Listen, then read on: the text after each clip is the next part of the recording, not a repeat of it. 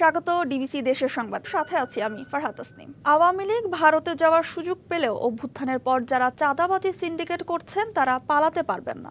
পদযাত্রা কর্মসূচিতে অংশ নিয়ে কথা বলছেন এনসিপি নেতারা। এদিকে অভ্যুত্থানের নেতৃত্বদানকারীদের সুরক্ষা দিতে ব্যর্থ হলে সাধারণের নিরাপত্তা কোথায়, কিভাবে সুষ্ঠু নির্বাচন সম্ভব হবে, এমন প্রশ্ন তুলছেন দলটির আহ্বায়ক নাহিদ ইসলাম। পদযাত্রা কর্মসূচির তৃতীয় দিনে নীলফামারী চৌরাঙ্গী মোড় ও সৈয়দপুরের কর্মসূচি শেষ করে বৃহস্পতিবার বিকেলে পঞ্চগড়ের দেবীগঞ্জ, বোদা ও শহরের প্রাণকেন্দ্রে পদযাত্রা করে এনসিপি। পরে সন্ধ্যায় শেরেবাংলা চত্বরে সমাবেশে যোগ দেয় নেতারা। এ সময় সংবিধান পরিবর্তন করে নতুন বন্দোবস্তের মাধ্যমে বৈষম্য নিরসনের আওয়াজ তোলেন তারা। আপনাদের সন্তানদেরকে এই রাষ্ট্রের ব্যবস্থা খুন করছে, 1 বছরও হয় নাই। ওই বাংলাদেশে আমরা আর যাব না, এবং সেই জন্য আমাদের সংবিধানে যা যা পরিবর্তন করা প্রয়োজন, আইনে যা যা পরিবর্তন করা প্রয়োজন, প্রতিষ্ঠানে যা যা পরিবর্তন করা প্রয়োজন, সবই আমরা করব। সামনের দিন হবে পরিবর্তনের, সেই পরিবর্তনের সুযোগ সুফল যদি আপনাদেরকে গ্রহণ করতে হয়, তাহলে পরিবর্তিত নেতৃত্বের হাতে আপনারা ক্ষমতা অর্পণ করতে হবে। শরীরের শেষ রক্তবিন্দু থাকা পর্যন্ত বাংলাদেশকে রক্ষার কথা জানান মুখ্য সমন্বয়ক নাসির উদ্দিন পাটোয়ারি। উচ্চ কক্ষ পিয়ারের ক্ষেত্রে এনসিপি 1 বিন্দু ছাড় দিবে না। বাংলাদেশের বর্ডারে মানুষ কেন একটি কাক পক্ষী যদি আর ঢুকানোর চেষ্টা করা হয়, পঞ্চগড়বাসী বর্ডারে গিয়ে নতুন ভাবে মানচিত্র তৈরি করবে। দলের মুখ্য সংগঠক হাসনাত আব্দুল্লাহ বলেন, মধ্যরাতের নির্বাচন করা প্রশাসনের সংস্কার না করে আর কোনো নির্বাচন নয়। আওয়াজ তোলেন চাঁদাবাজি, দখলদারিত্ব ও সিন্ডিকেটের বিরুদ্ধে। আমরা দেখেছি চাঁদাবাজি অব্যাহত রয়েছে, পাথর শ্রমিকদের নিয়ে সিন্ডিকেট অব্যাহত রয়েছে। আমরা স্পষ্ট করে বলতে চাই, যারা এই চাঁদাবাজি করছেন, সিন্ডিকেট করছেন, আওয়ামী লীগ গেছে যে পথে, আপনারাও যাবেন সে পথে। এর আগে নীলফামারীর চৌরাঙ্গী মোড়ের সংক্ষিপ্ত সমাবেশে দলের আহ্বায়ক নাহিদ ইসলাম দাবি করেন, অভ্যুত্থানের সকল আশা পূরণ হলেই নতুন রাজনৈতিক দল গঠন করতে হতো না। জাতীয় নাগরিক পার্টির কার্যালয়ের সামনে ককটেল বিস্ফোরণ করা হয়েছে। আমরা যে সারা দেশে পদযাত্রা করছি, আমাদের এই কর্মসূচিকে ব্যাঘাত ঘটানোর জন্য এই ধরনের কার্যক্রম করা হচ্ছে। দেশের আপামর মানুষের নিরাপত্তা এই প্রশাসন কিভাবে নিশ্চিত করবে, কিভাবে একটি সুষ্ঠু নির্বাচন এই পরিস্থিতিতে হবে, সেই প্রশ্ন কিন্তু আমাদের মধ্যে তৈরি হচ্ছে। শুক্রবার চতুর্থ দিনের কর্মসূচিতে ঠাকুরগাঁও ও দিনাজপুর জেলায় দেশ গড়ার জুলাই পদযাত্রা করবে জাতীয় নাগরিক party. Majed Masud, DBC news, Panchagarh. কক্সবাজারে আশঙ্কাজনক হারে বেড়েছে ডেঙ্গু ও ম্যালেরিয়া আক্রান্ত রোগীর সংখ্যা। 1 মাসে ম্যালেরিয়ায় প্রাণ গেছে 6 জনের, আর ডেঙ্গু আক্রান্ত রোগীর সংখ্যাও বেড়েছে উদ্বেগজনক হারে। হঠাৎ করে এই 2 রোগের প্রকোপ বাড়ায় উদ্বিগ্ন স্বাস্থ্য বিভাগ সংশ্লিষ্টরা। বলছেন, অসচেতনতার কারণেই ডেঙ্গু ও ম্যালেরিয়া ছড়িয়েছে। প্রতিটি বেডের সাথেই ঝুলছে মশারি। সারি সারি মশারির এই চিত্র কক্সবাজার জেনারেল হাসপাতালের। সেখানে ডেঙ্গু ও ম্যালেরিয়া আক্রান্ত রোগীদের ভিড় বেড়েছে। সরকারি হিসেবেও দেখা মিলেছে এমন চিত্র। এবছর জানুয়ারি থেকে মে পর্যন্ত কক্সবাজারে ম্যালেরিয়া আক্রান্ত হয়েছে 215 জন। শুধুমাত্র জুনেই আক্রান্ত হয়েছে 216 জন। মৃত্যু হয়েছে 6 জনের। অন্যদিকে ডেঙ্গু আক্রান্ত হয়ে কেউ মারা না গেলেও পরিস্থিতি আশঙ্কাজনক। জানুয়ারি থেকে 25শে জুন পর্যন্ত আক্রান্ত 2508 জন। জ্বর আক্রান্ত হওয়ার পর ডেঙ্গু আর ম্যালেরিয়া শনাক্তে সময় লাগছে বেশি, বলছেন অনেকে। তার বাচ্চারা 3 দিনের চিকিৎসা করছে, 3 দিন যখন চিকিৎসা করছে, চিকিৎসাটা বাড়ানোর আর বাচ্চারা ফোন দেওয়া নাই, হাসপাতাল মেডিকেল 5 তলার মধ্যে ভর্তি করা হয়। রুটিন দিয়ে মানে গমক ভালো হয়ে গেল, ডাইরেক্ট আবার গিয়ে তো এটা সাইডটা আবার জরুরি। এই সময় মাথা ঘুরাইল, বমি আসছিল, জ্বর উঠছিল, ম্যালেরিয়া হয়। এ অবস্থায় জেলা উপজেলা পর্যায়ে সরকারি হাসপাতালগুলোতে সেবা কর্নার চালুর পাশাপাশি বিশেষ প্রস্তুতি নেওয়া হয়েছে, বলছেন জেলা হাসপাতালের তত্ত্বাবধায়ক। যেহেতু রোগী সেরকম বাড়ে নাই, আমরা আপাতত 6টা বেড আমি বলেছি তো 6টা বেড রেখেছি আর কি। কিন্তু আপনারা যদি ওয়ার্ডে যান দেখবেন আমাদের প্রায় 850 950 রোগী ভর্তি থাকে, 3 গুণের অধিক রোগী ভর্তি থাকে আর কি। এবং সঙ্গত কারণেই আমরা তো জেনারেল রোগীদের বেশি চিকিৎসা দেবো, করোনা রোগী তো সিলেক্টেড, যদি আসে এটাকে আইসোলেশন করে আমরা আলাদা জন্য রেখেছি আমরা। ম্যালেরিয়া ও ডেঙ্গু প্রতিরোধে জনসচেতনতা বেশি জরুরি বলছেন বিশেষজ্ঞরা। জ্বর দেখা দিলেই ডেঙ্গুর পাশাপাশি ম্যালেরিয়া পরীক্ষার পরামর্শ তাদের। এই ম্যালেরিয়া ট্রিটমেন্ট করার জন্য সরকারিভাবে পুরোপুরি ব্যবস্থা আছে, 1 টাকাও কোনো পাবলিকের খরচ হবে না। আমরা সেটা এখন আপনাদের মাধ্যমে আমরা এটা অনুরোধ করবো যে আপনারাও প্রচার করবেন যে জ্বর হলে যেন ম্যালেরিয়ার কর্মীদের সাথে যোগাযোগ করে। কক্সবাজারে স্থানীয় 25 লাখ বাসিন্দার পাশাপাশি ক্যাম্পগুলোতে আশ্রিত রোহিঙ্গার বসবাস 12 লাখের বেশি। আর পর্যটন নগরী হওয়ায় প্রতিদিনই সমাগম ঘটে হাজারো পর্যটকের, তাই যে কোনো সময় পরিস্থিতি আরও খারাপ হওয়ার শঙ্কাও আছে। DBC news desk. মানিকগঞ্জের সিংগাইরের জৈলা খালের উপর বেইলি সেতুই এখনো জনভোগান্তির কারণ। রক্ষণাবেক্ষণের অভাবে পরিণত হয়েছে মরণ ফাঁদে। প্রতিদিন জীবন ঝুঁকি নিয়ে সেতু পারাপার হচ্ছেন হাজারো মানুষ। সেতু সংস্কারেও নেই তেমন কোনো উদ্যোগ। জেলা প্রশাসন বলছে দ্রুতই সেতুটির সংস্কারে উদ্যোগ নেওয়া হবে। 2016-17 অর্থ বছরে 2 লাখ টাকা ব্যয়ে জৈলা খালের উপর নির্মিত হয়েছিল প্রায় 200 মিটার দৈর্ঘ্যের বেইলি সেতু। নির্মাণের প্রথম কয়েক বছর এর সুফল মিললেও যথাযথ রক্ষণাবেক্ষণের অভাবে 2-3 বছর ধরে সেতুটি পরিণত হয়েছে মরণ ফাঁদে। রেলিং ভেঙেছে বহু আগেই, পাটাতনে তৈরি হয়েছে বড় বড় ছিদ্র। অনেকটা জীবন ঝুঁকি নিয়েই সেতু পারাপার হন স্থানীয়রা। এছাড়া বেইলি সেতুর কাছেই প্রাথমিক স্কুল থাকায় শিক্ষার্থীর যাতায়াত নিয়েও শঙ্কায় অভিভাবকরা।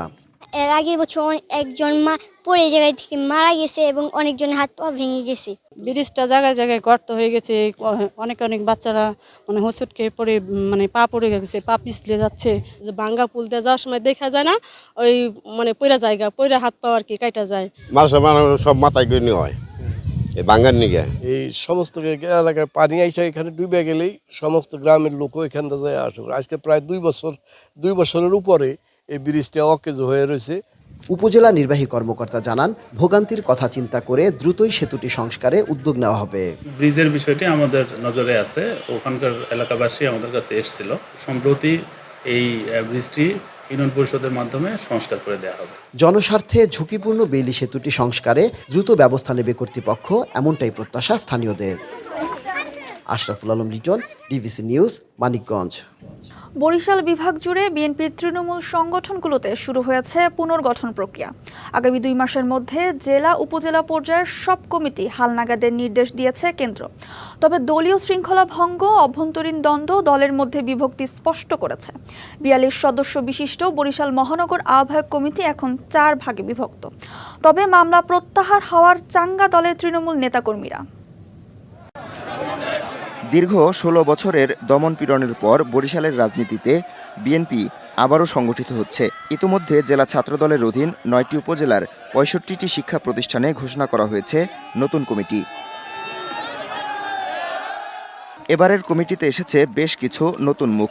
দলীয় নেতারা বলছেন, মাঠ পর্যায়ে সক্রিয় এবং ত্যাগীদের মূলধারায় আনা হচ্ছে। যারা রাজপথের ত্যাগ স্বীকার করেছে, হামলা শিকার হয়েছে, তাদেরকে কমিটিতে অগ্রাধিকার দিয়ে তৃণমূলের মতামতের ভিত্তিতেই আমাদের দলের কমিটিগুলো করার নির্দেশনা ভারপ্রাপ্ত চেয়ারম্যান দিয়েছে।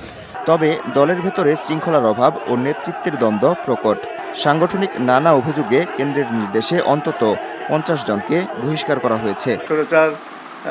জুলুম অত্যাচার রাজনীতি করার জন্য সুবিধা দেয় নাই, জুলুম অত্যাচার করেছে। এবং আমি মনে করি এটা প্রপার টাইম, এখানে যদি কাউন্সিল করে দলটা এসব বা ঠিক করানো যায়, তাইলে আমার মনে হয় আগামী দিনে যে কোনো কিছুর মোকাবিলা করা যাবে। তবে এতেও খুব সুফল হয়েছে এমন নয়। বরিশাল মহানগরে 42 সদস্য বিশিষ্ট আহ্বায়ক কমিটি এখন 4 ভাগে বিভক্ত। জ্যেষ্ঠ নেতারা বলছেন, বড় দলে নেতৃত্বের প্রতিযোগিতা থাকে। 5 তারিখের পরে দলের নাম ভাঙিয়ে একদল অসুস্থ নেতাকর্মীরা অপকর্মে লিপ্ত হয়েছে।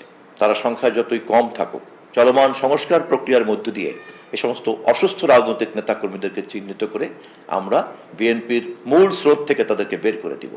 স্বরাষ্ট্র মন্ত্রণালয়ের চিঠিতে বরিশালের 100 রাজনৈতিক মামলা প্রত্যাহারের আদেশ দেওয়া হয়েছে। দ্রুত সব মিথ্যা মামলা প্রত্যাহারের দাবি তৃণমূল নেতাদের। সরকারের সময় বিএনপি সহ সকল মানুষের বিরুদ্ধে মিথ্যা মামলা দিয়েছিলেন। জেল জুলুম হুলিয়া এবং বিভিন্ন সময় আমাদের পরিবার হয়রানি হয়েছে, আমাদের না পেয়ে পরিবারকে হয়রানি করছে, সম্পূর্ণ মিথ্যে প্রহসনভাবে। আমার অনেক বেশি ছিল মামলা, আমি 9 বার জেল খেটেছি, প্রায় 4.5 বছর। রাজনীতি বিভিন্ন হয়রানিমূলক 100 মামলা প্রত্যাহারের জন্য একটা গেজেট নোটিফিকেশন করে আমাদের কাছে প্রেয়ার করেছে। আশা করি এই মামলাগুলো দ্রুতই এটা নিষ্পত্তি হয়ে যাবে। আসন্ন নির্বাচনে দলকে বড় ব্যবধানে বিজয়ী করতে কাজ করছেন নেতাকর্মীরা। একই সাথে কে পাবে দলের টিকিট তা নিয়েও আছে প্রতিযোগিতা। DBC news desk. নগরায়নের হাওয়ায় ফেনী শহরে একে একে উঠছে দালানকোঠা, হারিয়ে যাচ্ছে খেলার মাঠ, বিনোদনের পার্ক। তাই 4 দেয়ালের মাঝে বেড়ে উঠছে আগামী প্রজন্ম। বাধ্য হয়ে শিশু কিশোররা ঝুঁকছে ডিজিটাল ডিভাইসে, আসক্তি বাড়ছে অনলাইনে। যে সময় থাকার কথা খেলার মাঠে, সবুজ ঘাসে ঘাসে, সেখানে বেলা গড়ায় গ্রিলে ঘেরা বারান্দা বা অট্টালিকার ছাদে। অপলক দৃষ্টি যেন বলে দেয় 4 দেয়ালে বন্দি থাকার হাহাকার। এই বন্দিত্ব গ্রাস করেছে শিশু কিশোরদের। পরিসংখ্যান ব্যুরোর মতে 3 লাখ মানুষের ফেনী নগরী দেশের অন্যতম ধনী এলাকা, অথচ এখনও একটি মানসম্মত পার্ক হয়নি। নগরায়নের নামে হয়েছে কেবল ইট পাথরের দালান। স্কুল থেকে আসার পরে হচ্ছে কি যখন আমার খেলার ইচ্ছে করে তখন আমি বারান্দায় বসে থাকি। ফেনীতে যদি একটা খেলার মাঠ থাকে, স্পেশালি যদি মেয়েদের জন্য হয়, তাহলে এটা খুবই ভালো হয়। সরকারি ব্যবস্থাপনায় রাজাঝির দিঘির পাড়ে একটি নামমাত্র শিশু পার্ক থাকলেও তার পরিসর নগণ্য। বিনোদন কেন্দ্রের অভাবে ভরসা এখন ইনডোর গেমস সেন্টারগুলো। এ অবস্থায় সন্তানের বিকাশ নিয়ে চিন্তিত অভিভাবকরা। বাচ্চারাই খেলতে চায়, কিন্তু আশেপাশে তো বাসা বাড়িতে তেমন খোলা জায়গাও নেই, আর খেলার মাঠও নাই, পার্কও নাই। ফেনীতে শিশু বিনোদনের ক্ষেত্রে শিশুর মানসিক বিকাশের জন্য ডেভেলপ কিন্তু হয়নি। এটির জন্য সরকারকে পদক্ষেপ নেওয়া দরকার বলে আমি মনে করি। উপজেলাগুলোতেও নেই পার্ক ও পর্যাপ্ত খেলার জায়গা। মাঠ না থাকায় চাপ পড়েছে জেলার একমাত্র ভাষা শহীদ সালাম স্টেডিয়ামের উপর। বিশেষজ্ঞরা বলছেন, শিশুদের শারীরিক ও মানসিক বিকাশে খেলাধুলার বিকল্প নেই। বাচ্চাদের খেলাধুলার মাঠের খুবই অভাব। এর ফলে ওরা বেশিরভাগ সময় বাসায় থাকছে, বাসায় থেকে পড়াশোনা করছে, প্লাস মোবাইল, কম্পিউটার, টিভি এগুলোতে আসক্ত হচ্ছে। তার ফলে হচ্ছে কি, তারা বাইরে গিয়ে খেলাধুলা করছে না। খেলাধুলা না করার কারণে শারীরিক বৃদ্ধিটা ব্যাহত করছে। ফেনীর সবকটি উপজেলাতেই একটি করে মিনি স্টেডিয়ামের পরিকল্পনা রয়েছে সরকারের।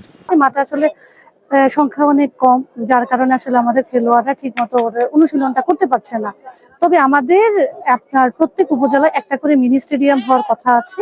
প্রফুল্ল চিত্ত আর সুস্থ সবল মানুষ গড়তে খেলার মাঠ ও উদ্যানের সংকট দূর করতে সরকারি উদ্যোগ চান ফেনীবাসী। DBC news desk. পার্বত্য জেলা বান্দরবানের রুমা, রোয়াংছড়ি এবং থানচি উপজেলায় চাষ হচ্ছে বিদেশি ফল কাজু বাদাম। শুধু তাই নয়, বেসরকারি উদ্যোগে গড়ে উঠেছে এর প্রক্রিয়াজাতকরণ কারখানাও। খুচরা বাজারে প্রতি কেজি কাজু বাদাম বিক্রি হয় 800 থেকে 1000 টাকায়। দামে চড়া, তাই এটি চাষে লাভও বেশি। রাস্তার দুপাশে সারি সারি গাছে ঝুলছে লাল হলুদ ফল। ফল পাকলে ঝরে পড়ে নিচে, আর সেগুলো কুড়িয়ে ঝুড়িতে ভরছেন বান্দরবনের স্থানীয়রা। পরে খোসা ছাড়িয়ে বাদাম সংগ্রহ করে তারপর ভালোভাবে রোদে শুকিয়ে নেওয়া হচ্ছে। সেটি প্রক্রিয়াজাতের পর করা হচ্ছে খাবার উপযোগী। শুধু চাষই হচ্ছে না, বেসরকারি উদ্যোগে গড়ে উঠেছে এর প্রক্রিয়াজাতকরণ কারখানাও। চারার ওপরে 3 বছর পর নভেম্বর থেকে গাছে ফুল ও ফল আসে। এরপর এপ্রিলে শুরু হয় বাদাম সংগ্রহ, যা চলে জুন পর্যন্ত। একটি গাছ থেকে 50 থেকে 60 কেজি ফল পাওয়া যায়। 1 কেজি প্রক্রিয়াজাত করে গড়ে 250 গ্রাম বাদাম পাওয়া যায়। খুচরা বাজারে প্রতি কেজি কাজু বাদাম বিক্রি হয় 800 থেকে 1000 টাকায়। ফলগুলা পেকে গেলে পড়ে যায়, মাটি থেকে তুলে তুলে নিয়ে যেতে হয়। তারপরে ওখানে আমরা বীজটা সংগ্রহ করে ওই ফল জিনিসটা আমরা ফেলে দিই। বীজ সংগ্রহ করার পরে অন্তত পক্ষে 3 থেকে 4 মণ পাওয়া যাবে। যেহেতু চাহিদা বাড়ছে, 4 থেকে 5,000 টাকা মনে প্রতি আমরা বিক্রি করতে পারছি। বেলে দোআঁশ মাটি অথবা পাহাড়ের ঢালে ভালো জন্মে এই বাদাম। পাহাড়ি অঞ্চলে অনেক জমি অনাবাদি পড়ে থাকায় এখানে কাজু বাদাম চাষ খুবই উপযোগী, বলছেন কৃষি কর্মকর্তা। কাজু বাদাম একটি উচ্চ মূল্যের ফসল হয়, বিদেশে রপ্তানিতে এর যথেষ্ট সম্ভাবনা রয়েছে। কৃষি সম্প্রসারণ অধিদপ্তর কাজু বাদামের উৎপাদন কলাকৌশল নিয়ে বিভিন্ন ধরনের প্রশিক্ষণের আয়োজন করে থাকে। জেলা কৃষি বিভাগের তথ্য মতে 2023-24 অর্থ বছরে 2619 হেক্টর জমিতে 1606 মেট্রিক টন কাজু বাদাম উৎপাদন হয়। DBC news desk. ডিবিসি দেশের সংবাদে এ ছিল এখনকার মতো। ডিবিসি নিউজের সংবাদগুলো পড়তে ভিজিট করুন dbcnews.tv আর ভিজিট করুন ডিবিসির ফেসবুক পেজ এবং ইউটিউব চ্যানেল। সঙ্গেই থাকুন।